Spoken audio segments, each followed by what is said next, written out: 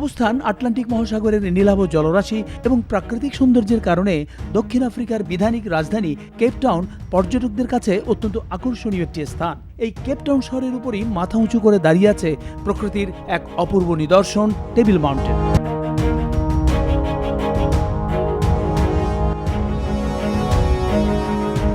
দূর থেকে টেবিল মাউন্টেনকে দেখলে মনে হয় যেন শহরের গায়ে হেলানো একটি দেয়াল। 2011 সালের নভেম্বর মাসে এই টেবিল মাউন্টেনকে new 7 wonder of the nature অর্থাৎ পৃথিবীর নতুন সপ্তম আশ্চর্যের একটি আশ্চর্য এবং ইউনেস্কোর বিশ্ব ঐতিহ্যের নিদর্শন হিসেবে ঘোষণা করা হয়। টেবিল মাউন্টেন ওঠার জন্য রয়েছে এরিয়াল ক্যাবেলওয়ে। এই ক্যাবেলওয়ে শুরু হয় 1929 সালের 4 অক্টোবর। এর যাত্রী ধারণ ক্ষমতা 65 জন এবং এই ক্যাবেল কার ঘন্টায় 8 শতাধিক যাত্রী পরিবহনে সক্ষম। দর্শক মণ্ডলী, আমরা এই টেবিল মাউন্টেনে যাওয়ার জন্য এখন এই ক্যাবেল কারে উঠছি। এই ক্যাবেল কারের ক্যাবেল অর্থাৎ তারের ওজন 18 টন এবং দৈর্ঘ্য 1.2 কিলোমিটার। নিচের ক্যাবেল স্টেশন থেকে 3500 ফুট উপরের ক্যাবেল স্টেশনে পৌঁছতে সময় লাগে মাত্র 5 মিনিট। এই ক্যাবেল কারের ভেতরটা দেখলে মনে হয় মানুষ ভর্তি একটি কাঁচের বোতল। আমরা এখন উপরের দিকে যাচ্ছি। আপনারা লক্ষ্য করুন, যাওয়ার সময় এই ক্যাবেল কারটি ঘুরে ঘুরে উপরের দিকে যাচ্ছে এবং এই ওঠা নামার সময় এটি 360 ডিগ্রিতে ঘোরে বলে এর চারিদিকের মনোরম দৃশ্যাবলী অবলোকন করা যায়। আপনারা দেখতে পাচ্ছেন চারিপাশে পাহাড়, জঙ্গল, গাছপালা, শহর এবং সাগরও দেখা যাচ্ছে। এখান থেকে মনে হয় সবকিছুই যেন একটি মাত্র ক্যানভাসে ধরা পড়েছে। ক্যাবেল কার ছাড়াও এই পাহাড়ে ওঠার জন্য কয়েকটি পায়ে চলা পথ রয়েছে এবং ওই পথগুলি দিয়ে হাইকিং করে উঠতে 2-3 ঘন্টা সময় লেগে যায়। আমরা চলে এসেছি, চলুন আমার সঙ্গে টেবিল মাউন্টেনের উপরে যাওয়া যাক।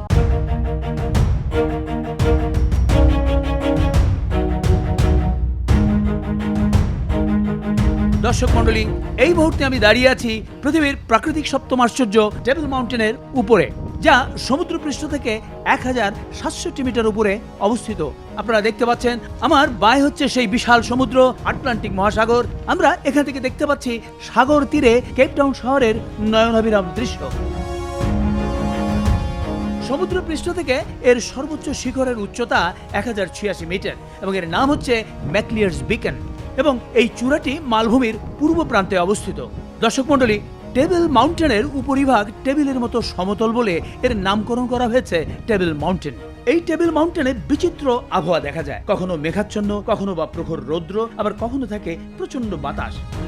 এখানে রয়েছে এখন কনকনে ঠান্ডা, তবে অতিরিক্ত বাতাস কিংবা ঝড় বৃষ্টি হলে টেবিল মাউন্টেন পর্যটকদের জন্য বন্ধ থাকে এবং ক্যাবেল কারও চলাচল করে না।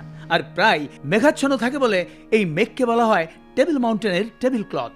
নয়নাভিরাম এই পাথরের পাহাড়ের এক প্রান্ত থেকে অন্য প্রান্তের দূরত্ব হচ্ছে 3 কিলোমিটার। বলা হয় টেবিল মাউন্টেন পৃথিবীর প্রাচীনতম পর্বতসমূহের একটি। কথিত আছে এই পাহাড়ের শিলাগুলো 60 কোটি বছরেরও পুরনো। এত আগে থেকে এই টেবিল পর্বত এখানে থাকলেও আফ্রিকার বাইরের মানুষের কাছে এটি প্রথম দৃষ্টিগোচর হয় 1500 সালের দিকে। পর্তুগিজ অভিযাত্রী অ্যান্টোনিও ডি সেলডেনা 1503 সালে প্রথম এর চূড়ায় আরোহণ করেন। এখানে এমন সব গাছপালা রয়েছে যা পৃথিবীর অন্য কোথাও দেখা যায় না। আমরা কথা বলেছিলাম টেবিল মাউন্টেন গাইড মিস্টার ব্রুসের সঙ্গে।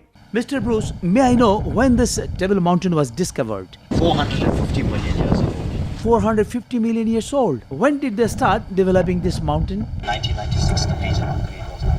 So, major upgrade was done in 1996. Okay. How many visitors have visited this mountain till now? 27 million. 27 million. Thank you very much. পর্যটকদের জন্য এখানে রয়েছে সোভিনিয়ার শপ, ক্যাফে শপ এবং রেস্টুরেন্ট। টেবিল মাউন্টেনে ঘুরতে ঘুরতে আমরা পেয়ে গেলাম একজন বাংলাদেশিকে। আমরা কি আপনার নামটা জানতে পারি? প্রফেসর ওয়ালিউল হাসান। বাংলাদেশে আপনি কোথায় থাকেন? আমি খুলনায় থাকি। কি করেন? আমি বিশ্ববিদ্যালয়ের শিক্ষক, খুলনা বিশ্ববিদ্যালয়ের ল স্কুলের ডিন। আর ওরা? আমার ছেলে মেয়ে, ওরা আসছে ফিনল্যান্ড থেকে। ফিনল্যান্ড থেকে। তা কেমন লাগছে এখানে এই টেবিল মাউন্টেন দেখে? এটা খুবই ভালো লাগছে।